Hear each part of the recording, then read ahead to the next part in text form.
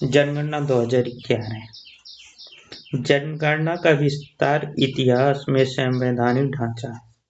पहला, प्राचीन और मध्यकालीन इतिहास। ऋग्वेद भारत में जनगणना के अप्रत्यक्ष साक्ष्य सबसे पहले ऋग्वेद में मिला है।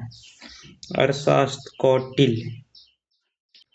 मौर्य काल में कौटिल्य ने कराधान के उद्देश्य में राज्य में की जनगणना जनसंख्या के आंकड़ों को इकट्ठा करने पर बल दिया था।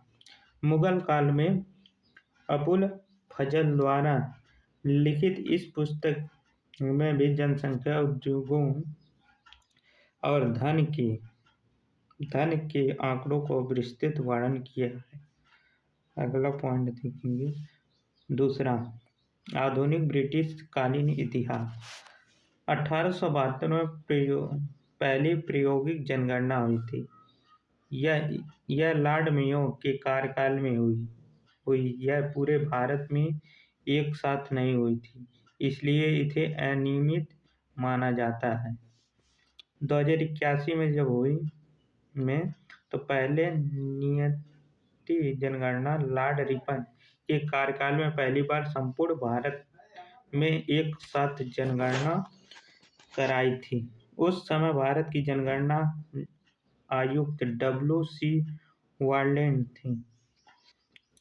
तब से यह निर्वाचन रूप से हर 10 साल के अंतराल पर होता है जनगणना। अगला पॉइंट, 2011 में जनगणना स्वतंत्र भारत में 7वीं जनगणना और 15वीं दशक की जनगणना और 21वीं शताब्दी की दूसरी जनगणना थी। 2011 में जनगणना का आदर्श वाक्य हमारी जनगणना हमारा भविष्य था। अंतिम जारी प्रतिवेदन के अनुसार भारत की जनसंख्या 2001 से 2011 के दशक के दौरान 18 करोड़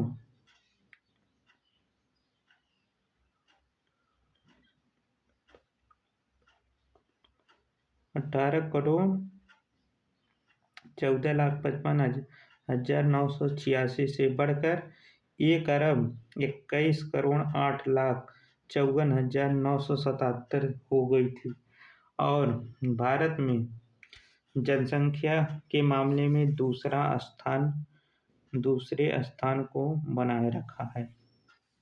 अगला पॉइंट, इस दौरान देश की साक्षरता दर भी 64.83% से बढ़कर 69.3% हो गई थी। भारतीय संविधान का धारा 246 के अनुसार देश की जनगणना दायित्व केंद्र सरकार को सौंपा गया। यह संविधान की 7वीं अनुसूची की क्रम संख्या 69 पर अंकित है। जनगणना संगठन गृह मंत्रालय के अधीन कार्य करता है। अगला पॉइंट, इस उच्चतम अधिकारी भारत के महापंजीकृत एवं जनगणना आयुक्त होते हैं। यह देश भर में जनगणना सबसे अधिक कार्यों को निर्देशित करता है और यह जनगणना के आंकड़ों को जारी करता है। वर्तमान में भारत में महापंजीकृत एवं जनगणना आयुक्त विवेक जोशी हैं। 2011 की जनगणना के लिए कुल 27 लाख अधिकारियों और 7,000 नगरों, कस्बों और 6 लाख गांवों को परिवार को यहाँ जाकर आंकड़े जुटाए, जिसमें लोगों को लिंग, शिक्षा स्तर और व्यवस्था इतिहास की वर्गीकृत किया गया था। इस कार्य में कुल 22 अरब रुपए खर्च हुए थे।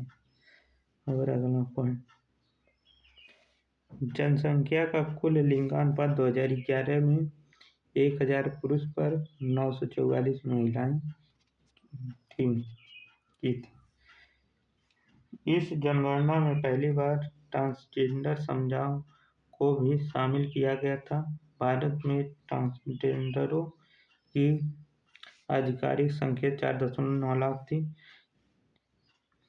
6 सबसे अधिक आबादी वाले प्रदेश उत्तर प्रदेश, महाराष्ट्र, बिहार, पश्चिम बंगाल, आंध्र प्रदेश और मध्य प्रदेश की आधी आबादी निवास करती है पूरे